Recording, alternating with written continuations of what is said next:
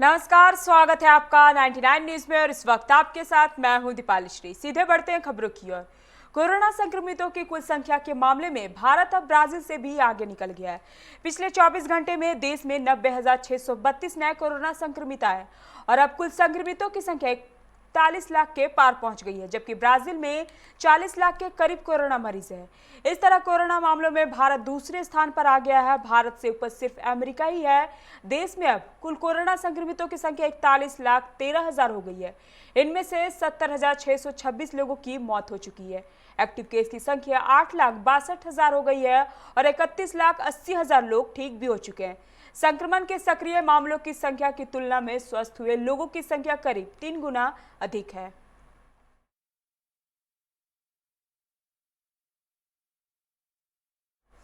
बिहार में कोरोना का संक्रमण रुक नहीं रहा है। वायरस से संक्रमित मरीजों की संख्या लगातार बढ़ती जा रही है।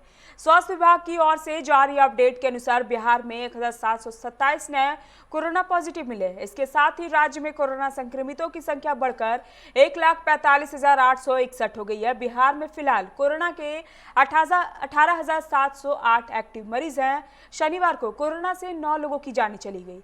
अभी तक इस बीमारी से मरने वालों की कुल संख्या 750 हो गई है। राज्य में पिछले 24 घंटे के अंदर 1,50,195 सैंपल की जांच की गई। इसके साथ ही राज्य में जांच का कुल आंकड़ा 38,71,733 पर पहुंच चुका है।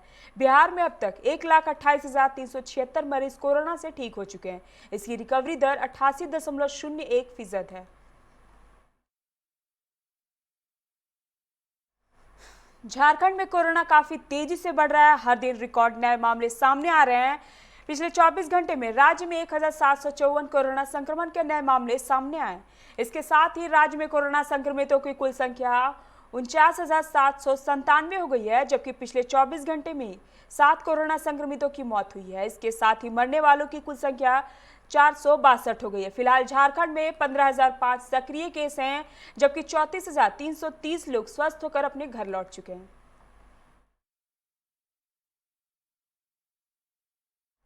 धनबाद रेल अधिकारियों और कर्मियों को फिट रखने के उद्देश्य से फिट इंडिया फ्रीडम रन का आयोजन किया गया है। इस आयोजन में परंपरागत खेल कूद के अलावे दौड़, योगा आदि कार्यक्रम चलाए जा रहे हैं। प्रत्येक दिन रेलवे के अलग अलग विभागों के अधिकारी कर्मचारी इसमें हिस्सा ले रहे हैं। फिट इंडिया फ्रीडम रन का आयोजन 2 अक्टूबर तक चलेगा। इसके लिए आज धनबाद रेल मंडल से एक जागरूकता रैली निकाली गई, जिसमें रेल मंडल के कई अधिकारी, खिलाड़ी और स्कूली बच्चे शामिल हैं। आज जो है हम लोग कार्यक्रम फिट फॉर इंडिया का ही हुआ। इसमें कि सबको फिट रहना है, ये संदेश जो है हम लोग दे रहे हैं। और हम लोग का डिविजनल स्पोर्ट्स एसोसिएशन की तरफ से ये दिया गया है टास्क कि इसको जो है हर वीकली आप हर डिपार्टमेंट का जो है आयोजन किया है। तो आज हम लोग का पर्सनल की तरफ से सीनियर डीपीओ सर थे, जेपी सिंह सर, उन्होंने लीड किया। धनबाद डिवीजन के सीनियर डीपीओ साहब श्री जेपी सिंह सर मौजूद थे और ये स्पोर्ट्स डिविजनल स्पोर्ट्स की तरफ से ये प्रोग्राम हर वीकली किया जाता है। इसमें अभी चूँकि कोरोना का माहौल चल रहा है, ये एक बहुत बड़ा अच्छा संदेश जाएगा कि फिटनेस का सबसे अच्छा तरीका है कि आप ग्राउंड से जुड़ें। ये मैसेज के लिए हम लोग हर हफ्ता एक वीकली प्रोग्राम डिविजनल स्पोर्ट्स की तरफ से किया जाता है। मैट्रिक और इंटरमीडिएट के छात्रों की परीक्षा तैयारी को देखते हुए महीने में 2 बार टेस्ट लेने की तैयारी चल रही है। झारखंड शिक्षा परियोजना परिषद इसकी योजना तैयार कर रहा है। 40% पाठ्यक्रम में कटौती के बाद संशोधित पाठ्यक्रम जारी होने के बाद टेस्ट शुरू होगा। इसमें संशोधित पाठ्यक्रम में आधारित प्रश्न पूछे जाएंगे। यह टेस्ट बच्चे अपने घर से ही दे सकेंगे। उन्हें यह छूट रहेगी कि सवालों के हल किताबों से खोज कर दे। इससे उनमें परीक्षा का भय दूर होगा। इसके लिए विद्यार्थियों को ऑनलाइन और ऑफलाइन प्रश्न दिए जाएंगे। झारखंड में मैट्रिक और इंटरमीडिएट के सिलेबस में अब 35 से 40% तक की कटौती की जाएगी।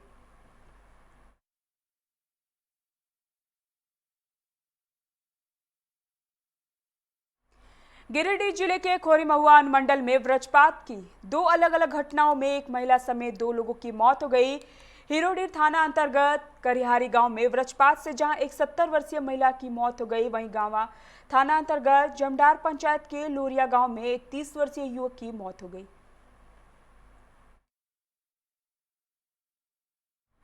रेलवे धीरे धीरे रेल परिचालन को सामान्य करने के लिए जुट गई है। पहले से 230 ट्रेनें चल रही थी, अब 12 सितंबर से 80 और ट्रेनों को चलाने की घोषणा की गई है। इन ट्रेनों में धनबाद से खुलकर फिरोजपुर जाने वाली गंगा सतलज एक्सप्रेस भी शामिल है। यह ट्रेन नई टाइम टेबल के अनुसार चलेगी। पूर्व मध्य रेलवे ने टाइम टेबल जारी कर दिया है। यह ट्रेन अब धनबाद से आधे घंटे देर से खुलेगी। जोन से जारी सूचना के मुताबिक लुधियाना एक्सप्रेस धनबाद से 12 सितंबर को खुलेगी, पर वापसी में फिरोजपुर से इस ट्रेन का परिचालन 14 सितंबर से शुरू होगा। धनबाद से खुलने और यहां पहुंचने के समय में भी फेरबदल किया गया है।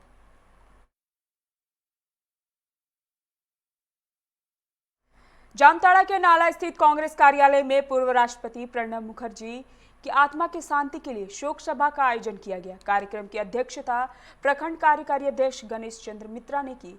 इस अवसर पर मुख्य रूप से कांग्रेस सेवा दल के चेयरमैन पंकज झा मौजूद थे। सभी ने 2 मिनट का मौन रखकर और प्रणब मुखर्जी की तस्वीर पर पुष्प अर्पित कर श्रद्धांजलि दी।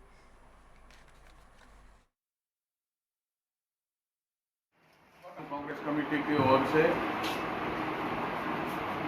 माननीय राष्ट्रपति प्रणब मुखर्जी को श्रद्धांजलि सभी कांग्रेस जन और कांग्रेस कार्यकर्ता माताओं और बहनों ने पुष्पांजलि अर्पित कर उनको सत सत नमन किया गया। एवं हम लोगों के कांग्रेस पार्टी की जो इतना बड़ा क्षति हुआ है, ये क्षति हम लोग का कभी पूरा नहीं होगा। और हम लोगों का एक गार्जियन थे, हम लोगों के गार्जियन चले। बिहार विधानसभा चुनाव को लेकर 7 सितंबर को आयोजित होने वाले मुख्यमंत्री नीतीश कुमार की वर्चुअल रैली को लेकर चल रही तैयारियां अंतिम चरण में है। पार्टी का दावा है कि इसके माध्यम से नीतीश कुमार 30 लाख लोगों से जुड़ेंगे। जेडीयू के सांसद व मंत्री अपने प्रभाव वाले इलाकों में लगातार जनसंपर्क में जुटे हुए हैं। उन्हें मुख्यमंत्री के संबोधन के बारे में बताया जा रहा है। वर्चुअल रैली को लेकर पटना सहित कई जिला मुख्यालयों में बड़े बड़े होर्डिंग और बैनर दिखने लगे हैं। विधानसभा चुनाव को लेकर मुख्यमंत्री का चुनावी अभियान इस वर्चुअल रैली से ही आरंभ होना है। इस रैली को निश्चय संवाद का नाम दिया गया है।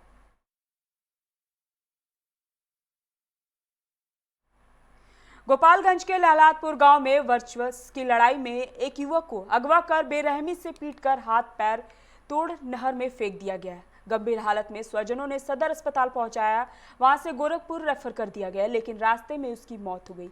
इसकी जानकारी होते ही ग्रामीणों में आक्रोश फैल गया। आक्रोशित ग्रामीणों ने गोपालगंज बड़हरिया पथ को आगजनी कर जाम कर दिया। शाहपुर बाजार को भी बंद कर दिया गया है। मौके पर पहुंची पुलिस पर भी ग्रामीणों ने पथराव शुरू कर दिया, जिससे काफी देर तक आवागमन बाधित रहा। वारदात को लेकर स्वजन ने एक बीडीसी सदस्य सहित 6 लोगों के खिलाफ बयान दर्ज कराया। सभी आरोपित फरार हैं।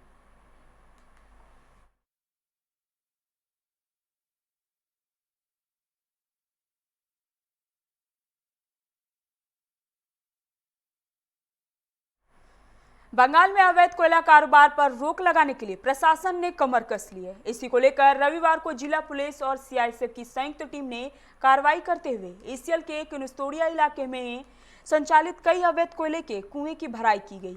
बताया जाता है कि इस स्थान पर कई अवैध कोयला का कुआं था, जिसे जेसीबी मशीन से भरा गया। यहां से बड़े पैमाने पर कोयले का अवैध उत्खनन किया जाता था। इस कार्रवाई में कुनुस्तोड़िया के सुरक्षा प्रभारी धनंजय राय, सुरक्षा निरीक्षक अशोक कुमार यादव, सीआईएसएफ प्रभारी नवीन भारती तथा अमृतशोता फाड़ी केएसआई सहदेव मौके पर मौजूद रहे। अधिकारियों ने कहा कि आगे भी अवैध खदान भराई चलती रहेगी।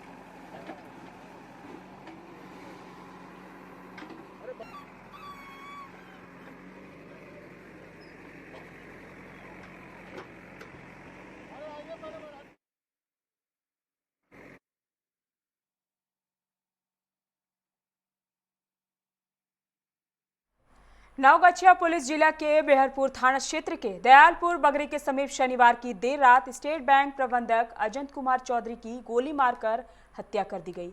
चौधरी बेगूसराय के बरौनी रिफाइनरी क्षेत्र के 82 शाखा में तैनात थे। हत्यारे उनकी गतिविधि से वाकिफ थे। जैसे ही वो बाइक से दयालपुर बगरी रेलवे ओवरब्रिज के पास NH 31 के पास पहुंचे, घात लगाए बदमाशों ने पीछे से गोली मार दी। गोली उनके पीठ में लगी, वह वहीं गिर गए। मौके पर ही उनकी मौत हो गई। झारखंड प्रदेश भाजपा अध्यक्ष दीपक प्रकाश की नई टीम की पहली कार्य समिति बैठक 7 सितंबर को होगी। वर्चुअल माध्यम से होने वाली इस बैठक का उद्घाटन भाजपा के राष्ट्रीय अध्यक्ष JP नड्डा करेंगे। बैठक में राष्ट्रीय महामंत्री अरुण सिंह, राष्ट्रीय सह संगठन महामंत्री सौदान सिंह, महिला मोर्चा के राष्ट्रीय अध्यक्ष विजया रहाटकर भी ऑनलाइन अपनी उपस्थिति दर्ज कराएंगी। भाजपा के प्रदेश महामंत्री प्रदीप वर्मा ने बताया, एक दिवसीय कार्य समिति बैठक 10:30 बजे पूर्वाह्न से 5:30 बजे अपराह्न तक आयोजित की गई है।